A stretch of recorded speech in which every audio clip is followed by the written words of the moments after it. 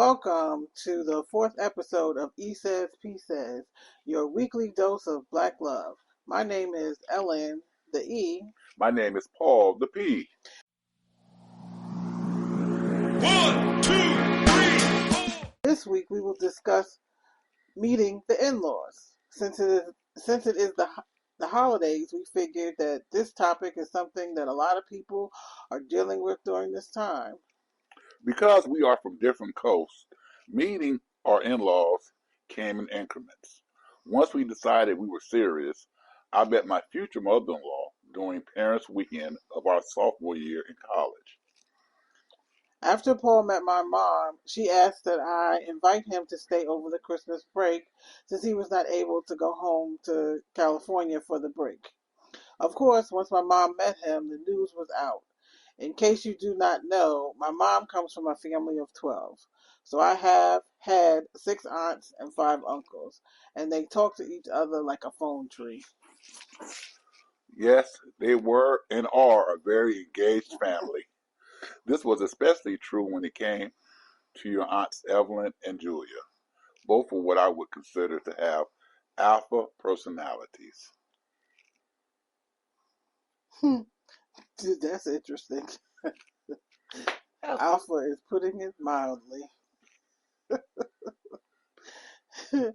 Once my mother left after parents' weekend, I let Paul know what she said, and he was excited for a good meal, like all college students, and meeting my family.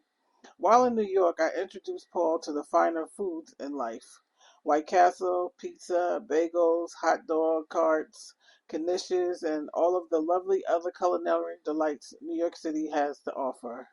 LOL, as with all foods, the White Castle was the one that hit him wrong.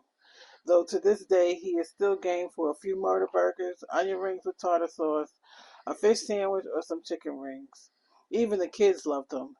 It's at these times I really miss New York City. Yeah, that initial White Castles experience was one that I could have done without. After I ate the infamous murder burgers, 5 minutes later, it felt as if there was a wild, uncontrollable rumbling happening in my stomach.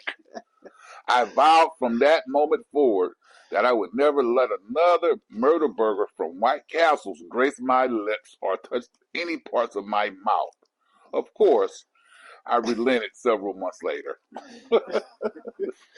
Since I didn't want to scare Paul, LOL. After all, he had met my sister, and she was not having it. They did not like each other at all, which was funny because though Let me we are interrupt you there. I siblings. don't want to say I didn't like her. She didn't like me. I didn't dislike her. I said you didn't like each other. Yeah, but it was more one-sided. Okay. Because I was like, why don't you like me? But go ahead.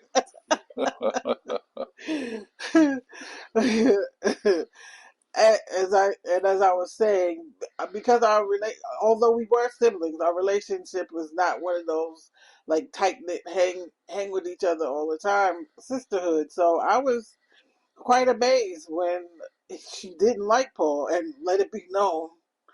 And my brother could have cared less. He was cool either way. Now it was time for the rest of the family. As we headed to my aunt's house, I let him know that there would be a moment when we would get separated and my family would surround him to find out who he was. Some warning. Why let him know too early? I didn't want him to stress about it. I actually wasn't stressed. Really? I really wasn't. You had disarmed me, kind of calmed me down. So, you told me, you gave me some warning that what would happen, but I wasn't really stressed about it. Once we got to my Aunt Maddie's in Princeton, New Jersey, yes, that Princeton, Paul met all the family that was there. And because they knew he was coming, almost the whole family came to Christmas dinner. The only aunts missing were my Aunt Bobby from Chicago, my Aunt Pauline from Nashville, and my Aunt Corrine from Montgomery. The only uncles missing were Uncle Buddy from Chicago and Uncle Bill from Connecticut. However, he met the treacherous 3, Aunt Evelyn, Aunt Maddie, and Aunt Julia. If he could get past those through those three, we basically had the marriage blessing. Although we just were newly dating and marriage was not even in the conversation. I believe I have said in previous episodes, I come from more of an Italian dynamic as a family, and the three aunts he met are the dons of their respective areas. They all treated me nice, but just wanted to make sure that their niece wanted would want to be. I'm sorry. They all treated me nice, but they just wanted to make sure that their niece would be treated properly and respectfully. This was something that I fully understood. That's a light way of putting it. After dinner, Paul and I hung out with the cousins, and I think my Uncle Woodrow said he liked Paul. My aunts kept those things close to the chest. I'm not sure I knew how they felt till we were married. Once we headed back to Brooklyn, I asked Paul how it went. Previous to the Inquisition, I let him know that Aunt Evelyn would be the one that he would need to look out for. However, I learned that that was not the case. It was my Aunt Julia. He said she made it hot. She she was asking everything, but he held his own. LOL. He's still here. As I found out later, if they don't like you, they will let you know immediately. So silence was a good thing. Andrea was the one who cornered me. She first asked me what my major was, and I responded that I was an English major. She then went on to ask, "What are you going to do with that?" I explained that I was thinking of obtaining my doctorate in English. With a questioning look in her eyes and serious tone, she stated, "You know professors don't make much money." I responded that I hadn't actually thought about how much money professors make and was concerned more about doing things that would make me happy. Though I must admit that after that discussion with Aunt Julia, this was the first time that I actually considered going to law school. That's where that came from. I wonder why you started talking about law school. Yeah, I do. You will shake you to your core. I miss her. I really do miss her. Yep. Well, that was one family. Since I have a father and a dad, Paul still had two more sides to meet. I figured he had enough during this break, so I waited for the other parts for later. Paul came back for spring break. During this time, I was taking a break from school and working a temp job. So he and my sister were left at home during these times. I let Paul. I will let Paul tell you about how there comes the Jesus moment. So I actually wasn't stressed about Ellen's aunts per se. What did bother me was Ellen's sister. I didn't understand why she didn't like me as I spoke earlier during the podcast. However, I thought that our relationship had began to mend itself one day after Vera came running up the stairs. And she said, and she couldn't really speak. And I think she had been a little ill that day. And she was trying to speak. It just wouldn't come out. And she just kept pointing down, kept pointing down. So I said, "What's going on?" And I said to her, I said, "The basement?" And she was like, "Yes, yes," like uh, putting her head up and down. So when I found out as I went down, it was a rat. She was able to kind of squeak that out. And it was this huge rat in the basement. Now, let me just preface this story by saying that during this time, there was a lot of building going on in Ellen's neighborhood um, and a lot of construction. So the rats had to find somewhere to go. So what they would do is go in people's houses and hide in crevices or wherever they could hide. So this one rat was actually had died, and it was in the kitchen in the basement. And I was now. Let me just say this too: I do not like rats. But I I looked don't at think Vera. anyone does, Paul. Well, that's true. But let me just say this, and that's a good point. I guess really no one really likes rats. But as I looked at my sister-in-law and I saw the fear in her eyes, and I said, "Let me." I had to get some courage, and I took that rat out of there. Well, let me just tell you, I did not want to do it. I think after that, I'm not saying that she liked me after that, but I think our relationship got a little better. because, and I'm not saying that she looked at me somehow as some type of savior or anything. Far from it. But I think she could kind of, I guess I should say, swallow me being around my existence a little better after that incident. That's yeah. I will say that's very true. That when my mother and I got home from work that day, we both found it quite hilarious. And he didn't mention the only reason he moved the rats is because he was hungry and it was in front of the refrigerator. Now, Ellie, Vera had to eat too.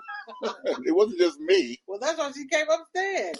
Because it was as you couldn't see it, but when you open the refrigerator, the light would hit it, and it was right there. And as he did say, they were working on all of the sewers in New York at that time, so all the rats were coming into everybody's house. And my uncle had put down some of those green pellets, and it's not like they go die someplace. Well, Right. no, some of them did die where you couldn't find them, but some of them would just lay down and just be wherever. But I must say though, she was fearful. It was fear in her face, and Yeah. I felt bad for the at that time. She's a grown woman now, but at that time she was a child, and I felt bad for her. But Ellen is right. I was hungry too. We were both hungry. Probably me and Vera were probably hungry, and we just couldn't allow it to stay in the kitchen like that. They had to go. Yeah, So, she couldn't speak. She had laryngitis. That's right. Sat She with did. her in the emergency room. Right. You think that would do it, but we had sat with her in the emergency room all day the day before because she had laryngitis really bad. She couldn't speak. So Right. We're going to Brooklyn Jewish. Any Brooklynites know we were there all day. It was all day and all night. I think it was the wee hours when we finally got back home. But that's what she had laryngitis. So I could just imagine how funny that was for her just right because he said all he could hear was just the thumping of her coming upstairs because she couldn't speak. I just couldn't believe it. Yes. That was their come to Jesus moment. Yes, I think so. During the summer, Paul came back and stayed with our neighbors. My dad said he could not stay at the house during the summer break. I took him to register for the temp agency I was using at the time, and he was able to get a job in the mailroom on Wall Street immediately. Paul had on his New Balance on the interview, and the agency rep suggested he invest in a good pair of dress shoes, some shirts, and pants. Since I was already working, I believe I took Paul to Century 21 in Conway. For those of you not familiar with New York shopping, Century 21 was similar to TJ Maxx, Filene's Basement, and Ross of today. They had designer wear for rock bottom prices. Conway is what Walmart is today. Low end clothes and seconds marked down as well. Seconds are items the manufacturer cannot sell to their main market due to imperfection. However, it is not so bad that it can't be used, so they remove the label and allow a store like Conway to sell it at ridiculously low prices. Because those two stores, because of those two stores, we were able to find Paul some nice beginning outfits, which he added to as he worked through the summer. The shoes we found Paul were a nice pair of loafers, which he resold several times, even into the early years of our marriage. Why waste money? I hated those shoes. I was always trying to throw them away, and he'd be like, just resold them. And if you know Paul, he can be hard on shoes. So for them to last that long was a miracle. And he still did not want to throw them out. I always felt, it's good to try to manage what you make.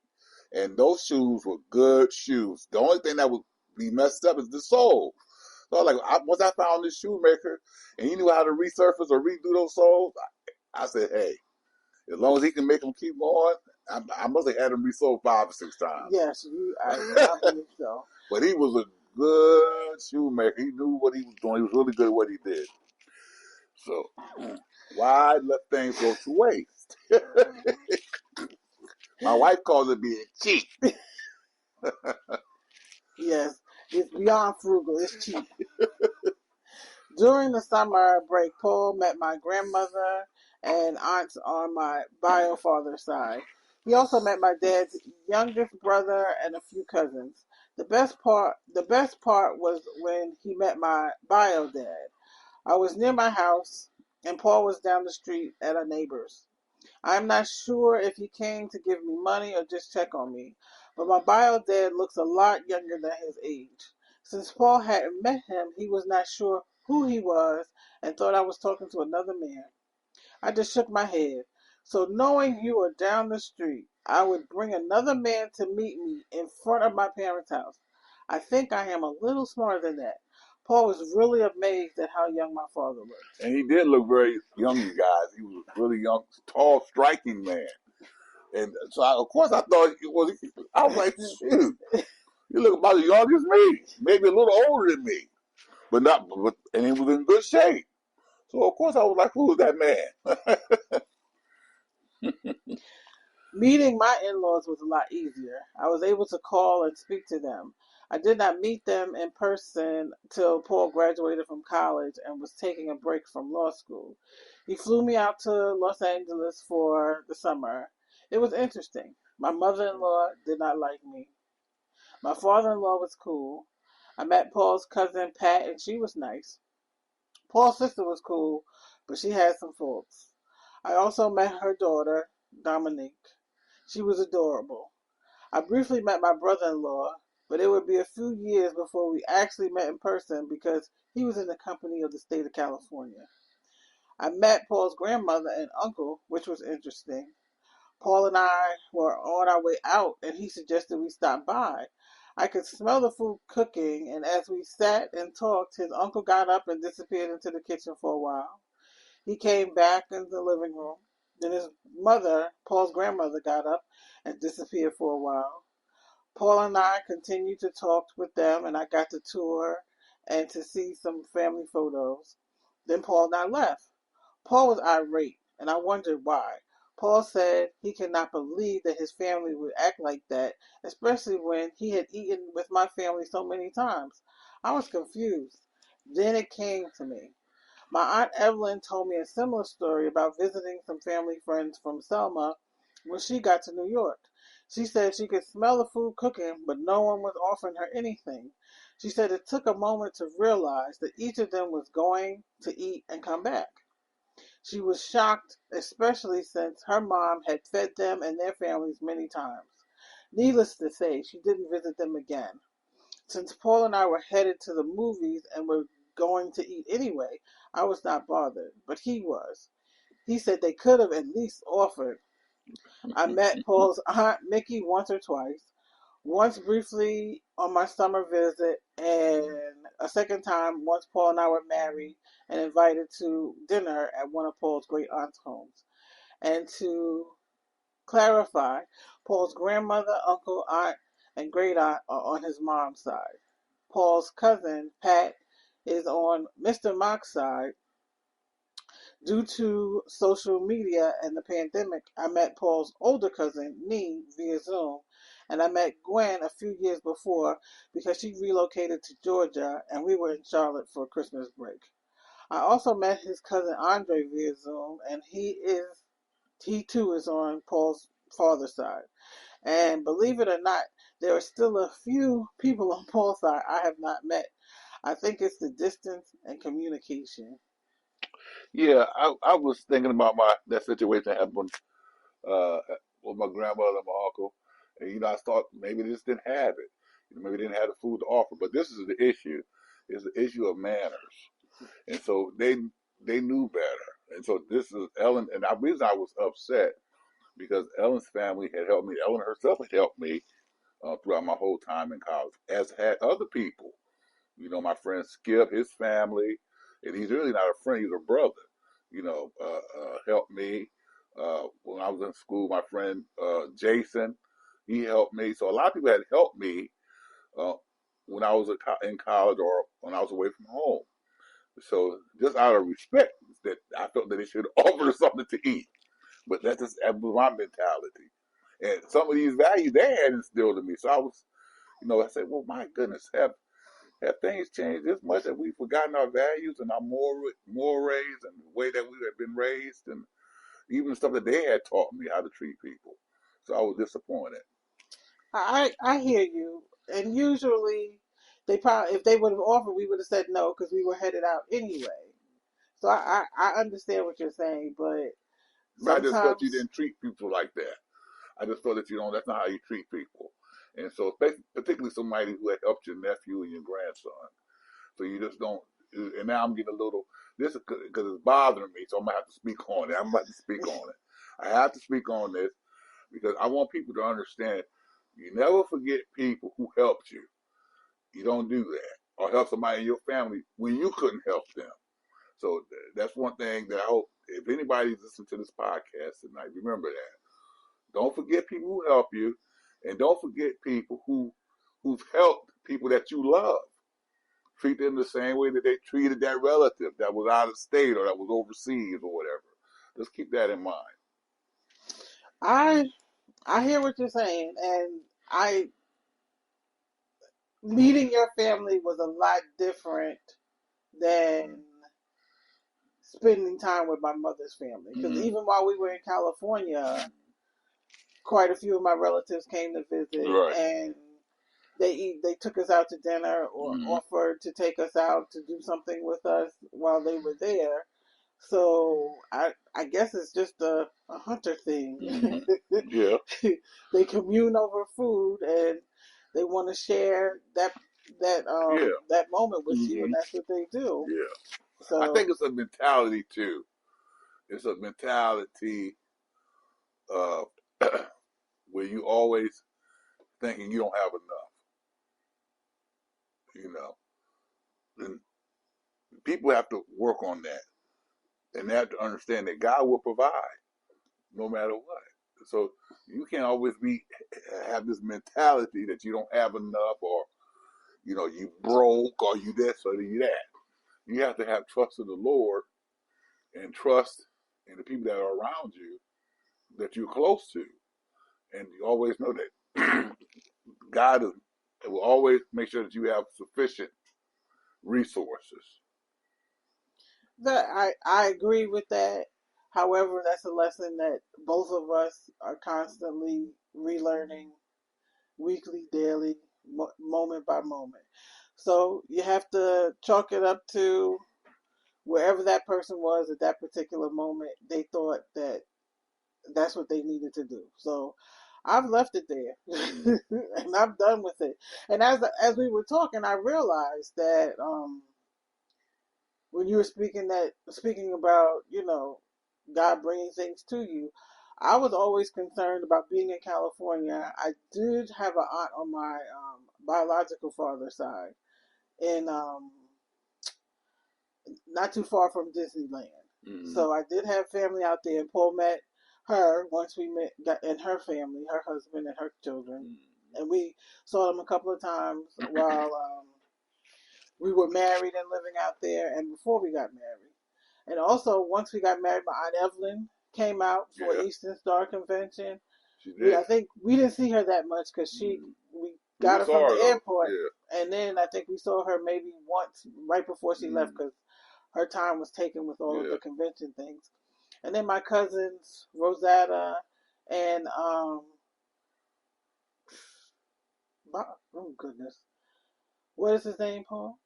Jim. Jim. Mm-hmm. Rosetta and Jim came out for a some type of Methodist convention, and they took the time and we went to the movies with them. I forget what movie we saw, Yeah, but that was a good time. it was. And Mm-hmm. my cousin Michelle came out, and that's Aunt Julia's Right. daughter. She came out. She was a journalist at the time. She came Mm-hmm. out to do some type I of remember that. journalistic assignment. Mm-hmm. And did anybody else come visit? Well, Whew. my aunt Bobby came, but she came Yeah, out because we were having we Ryan. had our son, Mm-hmm. our oldest son. Yeah. So we had our oldest son. So he met quite a few family members while we were still in Los Angeles. I mean, at that point, we were married, so there was nothing that they could do about it. Right. But Aunt Bobby was one. If she didn't like you, he would have known. Oh yeah. Yeah. But Paul and she enjoyed each other's time. We were hoping to get Mr. Mock and my aunt together, but Mr. Mock was like, no. Mm, I think she was a little mature for him. Mr. yeah. Mock preferred his ladies a little younger. But Okay, Alex. but that while she was there with Ryan, they did have some good conversations and Yeah. enjoyed each other's company. So that's it for us meeting the in-laws. I thought there was more to it, but I guess because I really didn't experience my in-laws until much later in our relationship, there's Right. really not much to talk about. Except So, I haven't met everybody. yeah. I don't think you've met everybody. But I do believe Paul has met almost everybody on all sides Yeah, I think so. For the most part, of yeah. my family. Yeah. Yes. So before we close out this week's episode, let's let you know what's up next. Next week, we will recap this year and discuss a long-awaited upcoming episode, our interview with Deshauna Jeffries, the Purpose Queen. Deshauna is a mental health advocate that shared her journey with us earlier this year. If you are interested in getting to know her before the release, you can find her on. You can find her on Instagram, Facebook, and X as the Purpose Queen, or Deshauna Jeffries, DASHANAJEFFRIES, and I'll put those links in the comments so that you can look her up as well. Okay. In the mock minute, Miss E. Yes, and now it's time for a mock minute. We're going to discuss two things. One, Mr. Mock wanted to discuss patience, and I want to discuss blessing. So they kind of go together. So because it's Christmas time, it's it's a blessing time.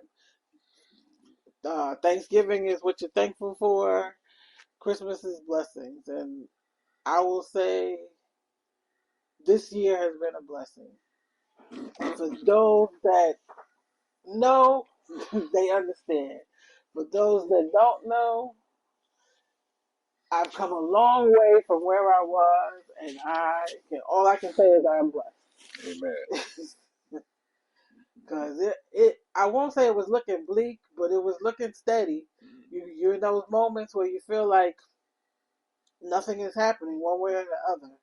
But it's good to be in a forward momentum, and I appreciate everyone who has continued to reach out and understood when reaching wasn't happening. I've reconnected with one of my besties, my work bestie. I think Paul is happy about that, so he doesn't have to talk to me so much. That's not true. But my work bestie is the one that can always can pick up the phone and he can make the sun shine on a cloudy day. And Paul, I believe, enjoys his company as well. So it's nice having him back in our lives. And the kid, I'm thankful for our minions. I had to call the little one the other day. I hadn't heard from him since Thanksgiving. I couldn't believe it. And like I said in the episode, he's the one, if you text and he doesn't text back after like an hour, you begin to wonder what the heck is going on. But he's fine. He's just lifing, just like everybody else. And I guess I have to become used to that as a mom, him not being here and not being able to reach out and touch him on a daily basis. It's an adjustment. And blessed to have the co-host, Mr. Paul. Without him, well, the podcast wouldn't be possible. But without him, Her too. healing couldn't take place. Because I will say that's where patience comes in. And he has loads, which I wonder sometimes because I don't have any with him. I don't. I have patience with everybody else but him. And and believe me, he said something about it. So, but I wish all of our listeners happy holidays, Amen. and may your holidays be blessed as ours are. And I'll let Mr. Mott discuss his blessings and patience. I'm just blessed. I'm going to keep mine short. I'm blessed that I'm here with my wife and that she's doing better. So that's my blessing for the year. And she's here to join me on this podcast, and then we enjoy each other's company. That's important too. And then patience. Let's talk about patience. You know, they say when you are married, it says in sickness and health, but they don't talk about patience much in the in the vows, right? And I want to send this out to all the married couples and just the couples in general. Be patient with each other. Stop, don't be patient with your mate. Have some empathy and some compassion. Sometimes because we have so much expectations on each other, we expect a lot from each other, right? But we have to be patient with each other too. Okay, so just keep that in mind. That it's impatient. We talk about sickness and health and whatever. We talk about let's talk about having some patience. Stop expecting everybody to be perfect all the time, particularly in a marriage. Nobody's gonna be perfect all the time, every day. And so we have to stop that. Okay, let's work on that. Okay, love everybody. All right, I'm going to read a disclaimer. We are not therapists, though I know we might sound like that sometimes, but we're not. Just hoping to help others through our crazy love story. Shout out to everyone who took a few moments of their day to listen. We really appreciate it. We hope that anything you heard today was helpful. And happy holidays again. If you want to do something, donate your time, talent, or funds to a cause you feel is worthy. Or just send a note of thank you to someone you know working hard at whatever it is that they do that is making lasting change in their field. And if you feel so moved, please check out our merch at our Etsy store, Ease Tees, EZZTEES, or use the Linktree link. If you wish us to be your donation, please check out our Buy Me a Coffee site. It's buymeacoffee.com/EsaysPsays. All donations are appreciated and will be put to good use. And we'd like to thank Dave Campbell, who is a How to Make a Podcast show owner, who made our first donation. Thank you, Dave. Wonderful. Thanks for joining us this week on EsaysPsays, your weekly dose of Black love. Check us out on our social media platforms: Facebook, EsaysPsays, Instagram at EsaysPsays, TikTok at EsaysPsays, YouTube at EsaysPsays Live, and on X at EsaysPsays. And make sure you subscribe to our podcast on your preferred platform so that you don't miss any of our episodes. And feel free to leave any questions or comments on one of our social media platforms. See you next week.